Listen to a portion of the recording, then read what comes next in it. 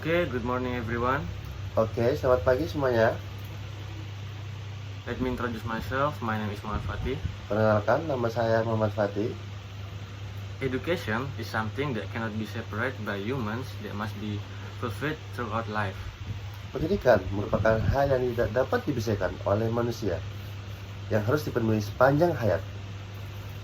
Without education, students cannot live and develop in line with the ideals to advance, be independent, and prosper. Tanpa pendidikan, siswa tidak dapat hidup berkembang sejalan dengan cita-cita untuk maju, mandiri, dan sejahtera. Education is not only seen as an effort to provide information and provide skills. Pendidikan tidak hanya dipandang sebagai usaha pemberian informasi dan pemberian keterampilan, but includes efforts to realize the desires, tapi menyangkut usaha untuk mewujudkan keinginan, needs, and abilities of students to achieve life patterns both personally and socially. kebutuhan dan kemampuan siswa untuk mencapai pola hidup baik secara pribadi maupun sosial. Education is divided into two, Pendidikan dibagi menjadi dua, namely non-formal education and formal education. yaitu pendidikan non-formal dan pendidikan formal. Informal education is education obtained from childhood even before birth in everyday life, which contains how to talk, how to eat, and interact with people around. Pendidikan informal yaitu pendidikan yang didapat sedari kecil bahkan sebelum lahir, dalam kehidupan sehari-hari yang berisi bagaimana cara berbicara, cara makan, maupun berinteraksi dengan orang di sekitar. While formal education is education as in school in general. Sedangkan pendidikan formal yaitu pendidikan seperti yang berada di sekolah-sekolah pada umumnya. In education, there is a learning process. Dalam pendidikan terdapat proses belajar. This learning process can occur anywhere, especially at school. Proses belajar ini dapat terjadi dimanapun, terutama di sekolah. This learning process is what is commonly referred to as the learning process. Proses belajar inilah yang bisa disebut dengan proses pembelajaran. The learning process that takes place at school or in the classroom contains things that help students understand lessons. Proses pembelajaran yang berlangsung di sekolah atau di kelas berisi tentang hal-hal yang membantu siswa dalam memahami pembelajaran. Metode pembelajaran diantaranya metode diskusi. Learning method includes discussion method, experimental method, thorough work method, question and answer method, exercise method, lecture method. Metode eksperimen, metode karya sastra, metode tanya jawab, metode latihan, dan metode ceramah. These methods are used according to students' needs, so that students are able to have varied learning experience and can develop understanding in their learning. Metode tersebut digunakan sesuai dengan kebutuhan siswa agar siswa mampu memiliki pengalaman belajar yang bervariatif dan dapat mengembangkan pemahaman dan belajarnya. One aspect that can support learning is self-confidence. Salah satu aspek yang dapat mendukung dalam pembelajaran adalah rasa percaya diri, kepercayaan diri. Self-confidence is something that is important for every individual to have. Kepercayaan diri merupakan sesuatu yang penting untuk dimiliki setiap individu. By having high self-confidence in learning, Dengan memiliki rasa kepercayaan diri, students are able to develop their potential and knowledge. maka siswa mampu untuk mengembangkan potensi dan pengetahuannya. In the future, students will compete to achieve their goals. Di masa depan, siswa akan berkompetisi untuk mencapai cita-citanya.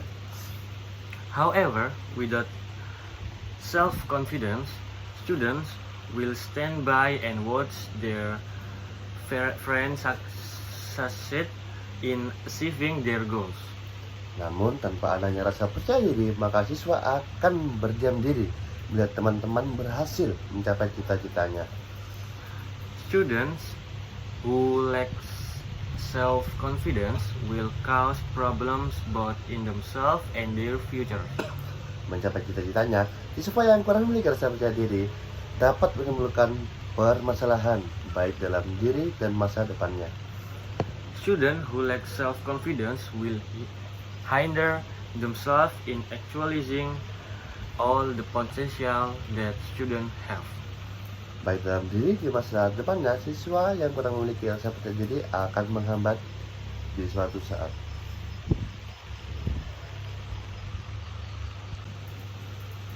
Okay, good morning everyone. Oke, selamat pagi semuanya. Let me introduce myself. Perkenalkan, My name Ahmad Febri Setiawan. nama saya Ahmad Febri Setiawan.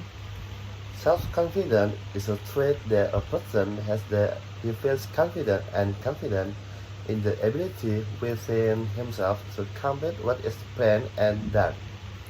Percaya diri merupakan sifat yang dimiliki seseorang bahwa dirinya merasa percaya dan yakin terhadap kemampuan yang di dalam dirinya untuk menyelesaikan apa yang direncanakan maupun dilakukan.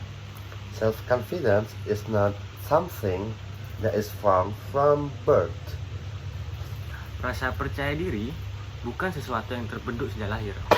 Self-confidence is formed line with the process that is lived and experienced during life. Rasa percaya diri terbentuk sejalan dengan proses yang dijalani dan dialami selama hidup. To train and build self-confidence, Untuk melatih dan membangun rasa percaya diri, it can start from the family environment.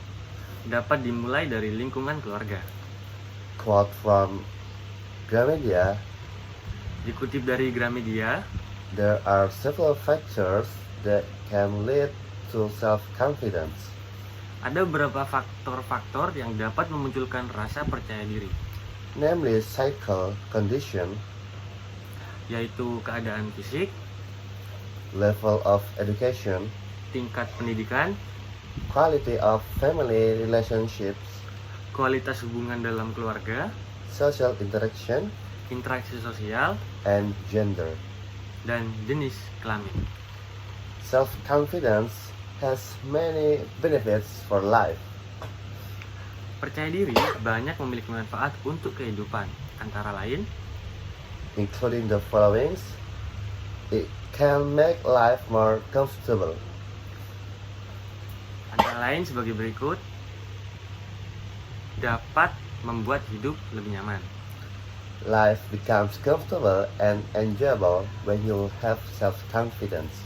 Hidup menjadi nyaman dan menyenangkan apabila mempunyai rasa percaya diri. With confidence, Dengan percaya diri, we don't need to compare ourselves with others. kita tidak perlu membandingkan diri dengan orang lain. In addition, Selain itu, it can train us be more grateful. dapat melatih kita menjadi orang yang lebih bersyukur. Someone who has self-confidence Seseorang yang memiliki rasa percaya diri will make someone more resistant the pressure or problems that are being experienced. akan membuat seseorang lebih tahan terhadap tekanan atau masalah yang sedang dialami. A person will be able to face various kind of situation and condition related to personal. Seseorang akan mampu menghadapi berbagai macam situasi dan kondisi yang berkaitan dengan masalah pribadi, business and other issues. bisnis, dan lain-lain. Can help control things. Dapat membantu mengendalikan berbagai hal. With self-confidence, a person will be able to control things that happen with the abilities they have. Dengan rasa percaya diri, seseorang akan mampu mengendalikan berbagai hal yang terjadi dengan kemampuan yang dia miliki. Can improve learning ability. Dapat meningkatkan kemampuan belajar. Someone who has self-confidence will always learn from his life experience, so that he is always in the process of developing in a better direction. Seseorang yang memiliki rasa percaya diri pasti akan selalu belajar dari pengalaman hidupnya sehingga dirinya selalu berproses untuk menjadi berkembang ke arah yang lebih baik.